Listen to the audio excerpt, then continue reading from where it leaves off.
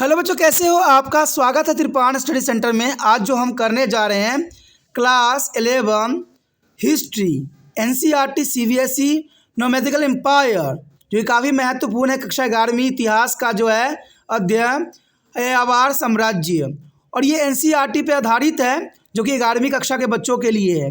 इसमें हम कुछ क्वेश्चन पे एनालाइज करेंगे, समझेंगे, जो एग्ज़ाम व्यू से काफ़ी महत्वपूर्ण होगा।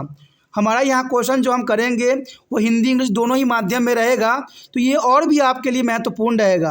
तो हर एक क्वेश्चन को समझिए, देखिए और विचार कीजिए।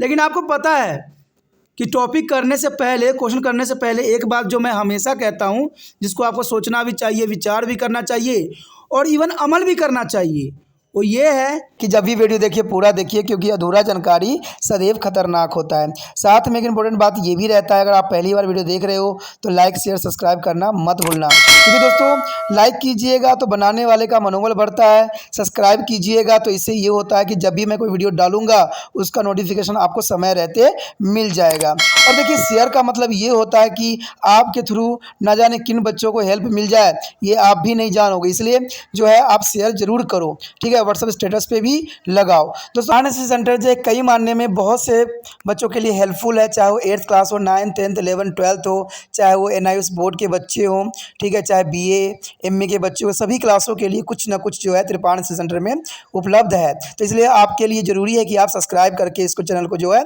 सेव कर लो, नहीं तो बाद में अगर रिसर्च करोगे तो शायद आपको ये चैनल प्राप्त ना हो। तो इसलिए सोचना नहीं, विचार नहीं करना है, सब्सक्राइब करके जो है अपने पास सेव करना है। दोस्तों ये तो बात था आपके लिए, लेकिन आप देखते हैं हमारा आज टॉपिक क्या है। Today we discussion most important chapter here, Nomadic Empire. There's an important chapter here, but next question arrive here. This is all is important. Discuss the rules and regulation of the Yasa as involved by the Genghis Khan. You know that that's important. The rule and regulation of the Yasa involved by the Genghis Khan. The rule and regulation of the Yasa is important. People should be believe in one God. People should be believe in one God only, because He give us a life and death, riches and poverty. That's important here. There is Genghis Khan as the rule is stipulated here. The belief is one of the God. There is a life and death, riches and poverty is given us. All the religions are equal. They must be respected. All religions are equal. They must be respected. The priest should be exempted from all kind of taxes and transcending all the religious barrier here. And any person who is a proclaim is himself to be a Khan without their recognition of Quetai should be awarded to the death penalty. You know that is the most important rule and regulation involved by the Genghis Khan here. The next year, do not be induced into the adulteress, as the people doing so will be given death penalty here. And do not tell a lies. That's an important rule here. Do not tell a lie.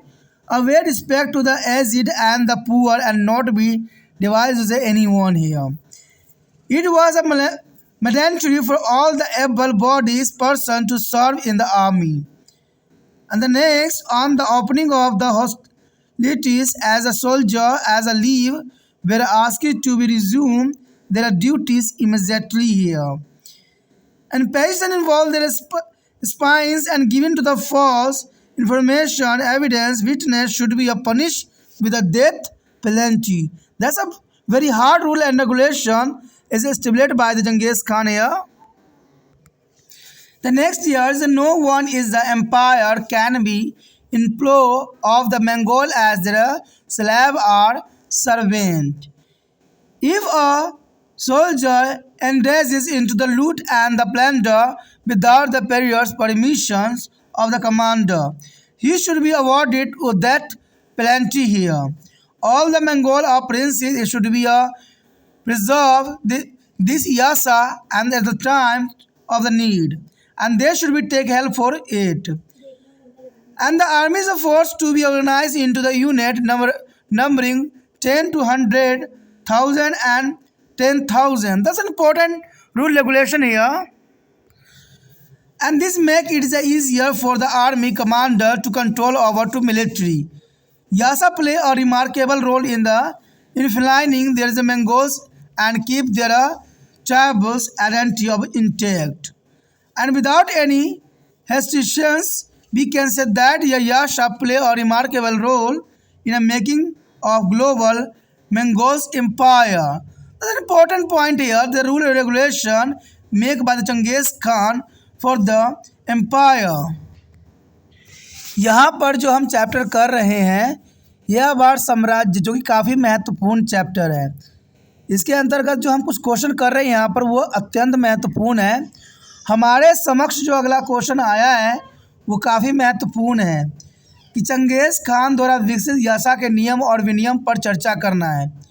Changez Khan द्वारा विकसित यासा के नियमों और विनियमों पर जो है चर्चा हमें करना है कि चंगेज़ खान ने जो यासा नियम रेगुलेशन बनाए थे वो किन मायने में महत्वपूर्ण थी और इसके अंतर्गत क्या क्या हो सकता था। देखा जाए तो यासा के नियम और कानून काफ़ी महत्व रखता है। कहते लोगों को एक ईश्वर पर विश्वास करना चाहिए क्योंकि उसमें हमें जीवन, मृत्यु और अमीरी और गरीबी देता है। यानी देखा जाए तो चंगेज़ खान ने रूल रेगुलेशन बनाए थे कि उसे एक ही ईश्वर पर विश्वास रखना चाहिए क्योंकि वह हमें जीवन, मृत्यु, अमीरी, गरीबी सब देता है और हमें एक ही ईश्वर को जो है मान्यता देनी चाहिए।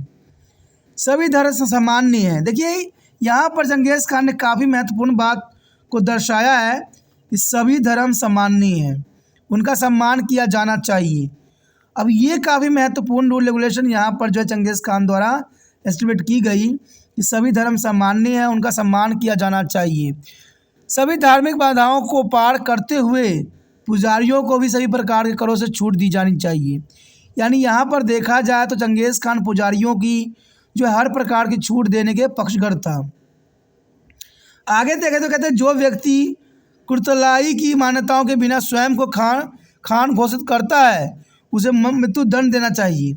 यानी देखा जाए तो कोई व्यक्ति जो है कुर्तलाई के मान्यता के बिना अपने आप को खान घोषित नहीं कर सकता और ये काफ़ी महत्वपूर्ण इसने रूल रेगुलेशन यहाँ पर स्टेबलेट की गई थी। देखा जाए तो अभिचार न करें, ऐसा करने वालों को जो है मौत की सज़ा दी जाएगी। यानी व्यभिचार, यानी लोगों में व्यभिचार नहीं करना चाहिए। अगर ऐसा कोई करता है तो चंगेज़ खान ने डायरेक्टली उसको मृत्यु दंड देने की जो है यहाँ पर फरमान घोषित किया था। इवन कि जो व्यक्ति झूठ बोलते उनके लिए भी था कि झूठ मत बोलो। झूठ बोलने वाले से चंगेज़ खान को सख्त नफरत था। देखा जाए तो हमेशा वृद्धों और गरीबों का सम्मान करे और किसी को धोखा ना दे। यानी देखा जाए तो ओल्ड एज को जितने भी व्यक्ति होते थे और गरीब लोग थे उनको सम्मान करने की बात यहाँ चंगेज़ खान करते थे। इवन देखा जाए तो किसी को धोखा न देने की बात भी चंगेज़ खान के द्वारा प्रकट की गई थी, जो इसके रूल रेगुलेशन में काफ़ी महत्वपूर्ण है। कहते सभी के समक्ष व्यक्तियों के लिए सेना में सेवा करना अनिवार्य था। यानी सभी सक्षम व्यक्तियों के लिए सेना में कार्य करने का प्रावधान निश्चित किया गया था और चंगेज़ खान की सबसे महत्वपूर्ण नीतियों में से एक नीति था। इवन देखा जाए तो शत्रुता शुरू होने पर छुट्टी पर गए सैनिक को तुरंत अपने कर्तव्य फिर से काम करने के लिए कहा गया था। यानी ये भी बहुत काफ़ी महत्वपूर्ण है कि जो व्यक्ति छुट्टी पे चले जाते थे, जो है फ़ौज को छोड़ देते थे, अगर कभी मुसीबत पड़ती थी तो उनको सारे काम धंधे छोड़ के जो है फ़ौज में दोबारा से जो है आना था और देश के शत्रु के लिए जो है मुकाबला करना था। तो देखा जाए तो अपने देश के प्रति भी भावना यहाँ पर चंगेज़ खान ने लोगों में विद्यमान किया। कहते हैं जासूसी करने, झूठी जानकारी, सबूत, गवाह देने, जुनून और मौत की सज़ा दी जानी चाहिए। ये बहुत काफ़ी महत्वपूर्ण है।